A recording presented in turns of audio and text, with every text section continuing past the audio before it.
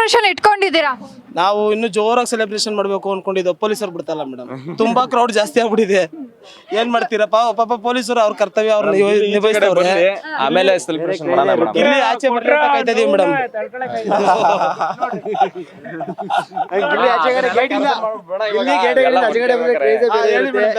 ಗಿಲ್ಲಿ ಗೆಲ್ಲುತ್ತೆ ಅಂತ ಸರ್ ಏನೇನ್ celebration plan ಮಾಡ್ಕೊಂಡಿದ್ದೀರಾ ಸರ್? ಫುಲ್ಲು ಮೆರವಣಿಗೆ ಮಾಡ್ಬೇಕು ಅನ್ಕೊಂಡಿದೀವಿ ಗಿಲ್ಲಿ ಫುಲ್ಲು. ಬಟ್ ಪರ್ಮಿಷನ್ ಕೊಡ್ತಾ ಇಲ್ಲ ನಮ್ಗೆ ಮೆರವಣಿಗೆ ಮಾಡಕ್ಕೆ, ಕ್ರೌಡ್ ಜಾಸ್ತಿ ಆಯ್ತಾರೋದ್ರಿಂದ. ಈಗ ಆಲ್ರೆಡಿ ಅವಘಡಗಳು ಬಾರಿ ನೋಡ್ಬಿಟ್ಟಿದೀವಿ. ಹೌದು ಮೇಡಮ್, ಹಂಗಾಗಿ ಪರ್ಮಿಷನ್ ಕೊಟ್ರೆ ನಾವು ಮಾಡ್ತಿದ್ದೋ. ಬಟ್ ಎಲ್ಲಾ ತರ ತಯಾರಿನೂ ಮಾಡ್ಕೊ ಬಂದಿದ್ದು, ಬಟ್ ಬಿಡ್ತಾ ಇಲ್ಲ ಪೊಲೀಸರು. ಊರಲ್ಲಿ ದೊಡ್ಡದಾಗಿ ಸೆಲೆಬ್ರೇಷನ್ ಮಾಡ್ತೀವಿ. ಅವರು ದೊಡ್ಡದಾಗಿ ಮಳವಳ್ಳಿ ದೊಡ್ಡದಾಗಿ ಸೆಲೆಬ್ರೇಷನ್ ಮಾಡ್ತೀವಿ. ಹೌದು, ಅವ್ರಿಗೋಸ್ಕರ ಒದೆ ತಿಂದೀವಿ ನೋಡ್ರಿ ಪೊಲೀಸ್ನವ್ರ ಕೈಲಿ. ಇಲ್ಲಿ ನೋಡ್ರಿ ಗಿಲ್ಲಿ win ಆಗಿದ್ದಾರೆ.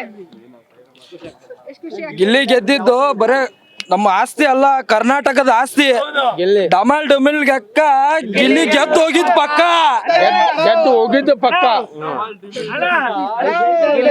ಬಿಗ್ ಬಾಸ್ ಮಾಡಕ್ ಹೋದಾಗ್ಲೇ ಗೊತ್ತಾಗಿತ್ತು ಗೆಲ್ತಾನೆ ಅಂತ. ಗೆದ್ದಿ ತೋರ್ಸಿದಾನೆ ಕನ್ನಡ ಜೊತೆಗೆ. ಬಡವ್ರ ಮಕ್ಳು ಗೆಲ್ಲಿದಂಗೆ ಇಲ್ಲಿ ಇವತ್ತಿಗೆ ಯಾವ್ದೇ ಶಾಲೆ ಹಾಕೊಂಡ್ ಗೆದ್ದಿಲ್ಲ. ಬನ್ನಿನ್ ಮೇಲೆ ಗೆದ್ದು ತೋರ್ಸಿರೋ ವ್ಯಕ್ತಿತ್ವ ಅದು. ಮೇಡಮ್ ಹಾಕೊಳ್ಳೋದು ಬನ್ನೇನ ಹಾಕ್ತಿರೋದು, ಬಾಳ್ತಿರೋದು ರಾಜನ್ ಬಾಳು ಅಷ್ಟೇ. ಗಿಲ್ಲಿ ಗೆದ್ದಿರೋದು ಪಕ್ಕ ಗೆದ್ದಾಯ್ತು.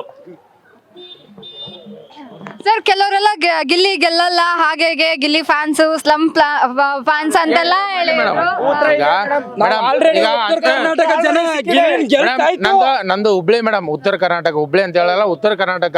ಈಗ ಡಾಕ್ ಸತೀಶ್ ಅವ್ರ ಎಕ್ಸಾಂಪಲ್, ಸ್ಲಮ್ ಜನ ಗೆಲ್ಲಲ್ಲ ಹಂಗೆ ಹಿಂಗೆ ಅಂದಿದ್ರು. ಇನ್ನೊಂದ್ ಮಾತಂದಿದ್ರು, ಗಿಲ್ಲಿ ಗೆದ್ರೆ ಅವ್ರ ಕಾಲ್ ಹಿಡಿತಾನೆ ಅಂದಿರ್ತಾನೆ, ಗೆದ್ದಾಯ್ತಾನೆ. ಇವಾಗ ಕಾಲ್ ಬೀಳ್ತಾನೆ ಅಂದಿದ್ರು ತಾನೆ, ಗೆದ್ದಾಯ್ತಾನೆ.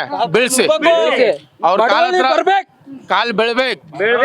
ಅವರು ಮಾತಾಡ್ತಿರು ಎಲ್ಲ, ಇದು ಶರ್ಟ್ 2 ಕೋಟಿ 3 ಕೋಟಿ 25 ಅದಲ್ಲ ಮಾತು ಕೊಟ್ಟಿದ್ರು ತಾನೆ. ಕಾಲ್ ಬೀಳ್ತಾನಂತ, ಗೆದ್ದಾಯ್ತು. ಬೀಳ್ಸಿ.